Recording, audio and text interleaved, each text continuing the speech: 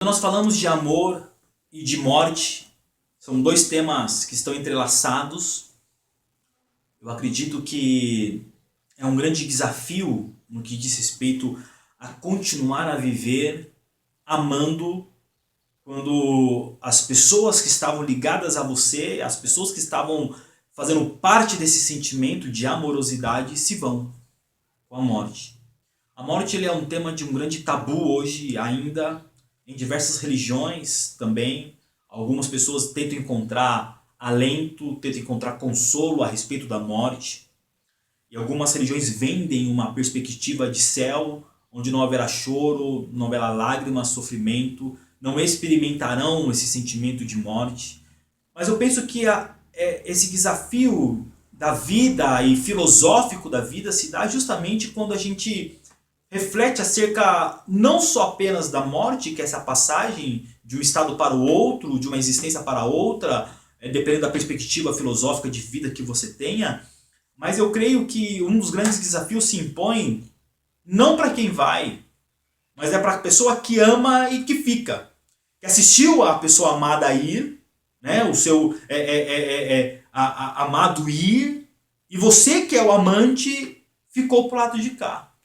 Então, seja quem foi o marido, a esposa, ou muito mais do que isso, que é o caso do filho, de uma filha, quando você perde essa pessoa que ama, o que ocorre é um vazio gigantesco, é um sentimento de perca, de arrancar de si alguém fundamental para a tua existência, que fazia parte da tua vida e que ao partir te deixou um buraco, um vazio existencial, do qual você não consegue mais se encontrar e mais não consegue ter nenhuma perspectiva de vida a partir daí.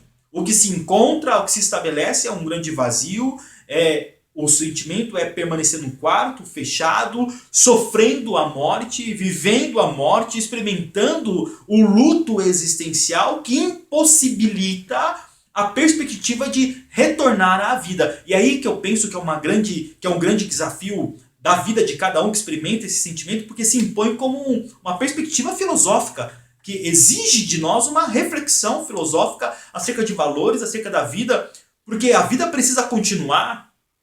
A pessoa se foi, mas você está aqui e você ama. E como conseguir sobreviver sem a pessoa amada? Eu penso que esse é o grande desafio, porque para que você possa continuar a amar a vida e eu acho que até se libertar de um sentimento de luto, mas continuar mostrando o amor por essa pessoa, o que você precisa fazer é sepultar a pessoa que você ama. É claro que todo mundo que morre, a gente sepulta ela no dia seguinte, a gente sepulta ela algumas horas depois da morte, mas é possível que você mantenha a pessoa morta viva com você. Você pode ter sepultado ela há um mês atrás, ontem, há uma semana atrás, ou você pode ter sepultado ela há 5 meses, há 1 ano, há 5 anos, há 10 anos, mas infelizmente você incorre no erro de trazer aquela pessoa que morreu junto com você todos os dias.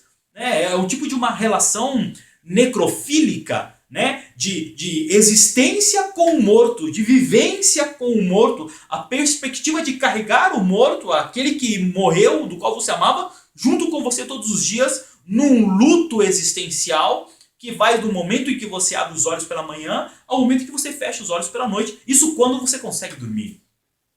E você então deixa de amar a vida e passa, em certa medida, a amar o morto, a amar a morte, na tentativa de ressuscitar o morto para você todos os dias. Eu acho que esse é o grande ponto crucial da depressão e de algumas síndromes, traumas que possam se estabelecer a partir daí, da perspectiva de saúde de vida. Por quê? Porque no momento em que você assume a morte, seja em você assumir a morte do pai, assumir a morte de uma esposa, de um marido, de uma mãe, ou até mesmo assumir a morte do filho que faleceu, da filha que se foi, esse sentimento muda de qualidade. O que até então para você carregava como um sentimento de luto, de presença do morto, como eu disse, essa relação necrofílica, quando você compreende e admite a perca, o que existe a partir daí então é uma mudança de sentimento na qualidade dessa relação. Porque aí já não é mais uma ausência dramática, uma ausência dolorida, porque o que surge a partir daí, com a admissão, com a aceitação do morto, com a aceitação da ausência, o que surge a partir daí é uma presença remota. É o que nós chamamos quando a ausência se veste de saudade. E o que fica não é mais a dor da ausência, a dor da separação, mas o que fica é o sentimento de ausência da presença. Porque você amava. E eu penso que essa perspectiva é que você passa a conviver com a positividade da experiência do passado. Isso é saudade. O que fica então é a capacidade de você poder mudar o seu olhar a partir dessa experiência. E mudar o olhar a partir dessa experiência só pode ocorrer com o sepultamento do ente amado no coração. A pacificação da alma. Eu penso que você então, você se dispõe a partir daí, de novo, a reabrir-se para o mundo. Quando você consegue sepultar a pessoa que você ama, você consegue fazer com que esse sentimento de perca, que era extremamente profundo, passe a ser agora uma ausência presente na saudade, e que você passe a experimentar a saudade, o que você sente a partir daí é a capacidade de viver novamente, de existir novamente, de sair do quarto, de sair de casa, de ir para a rua. Não tem como você viver dentro de casa, dentro do quarto, morrendo e querendo morrer todos os dias. Porque eu acho que viver dentro de casa, dentro do quarto, dentro do seu ambiente fechado, por conta da perca, sofrendo a perca, é justamente não assumir a responsabilidade que cada um de nós no que diz respeito à vida.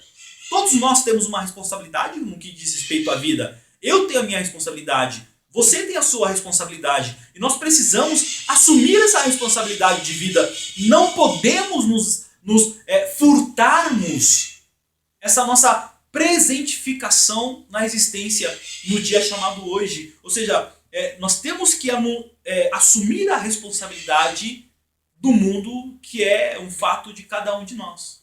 É necessário passar por essa transformação emocional da ausência à saudade.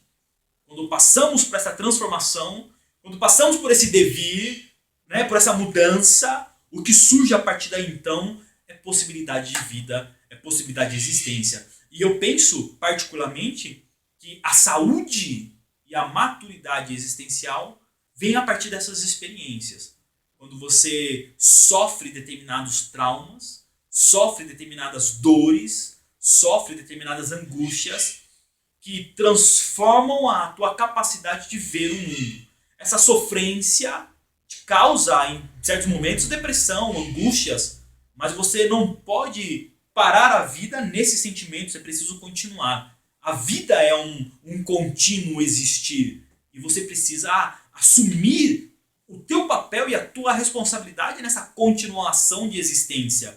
E quando você faz esse processo de transcender o luto, a perca, a dor, a morte, esse sentimento de ausência, para que se transforme gradativamente num sentimento presente de saudade, e isso é uma transformação saudável, o que possibilita para você é automaticamente poder retornar para a vida.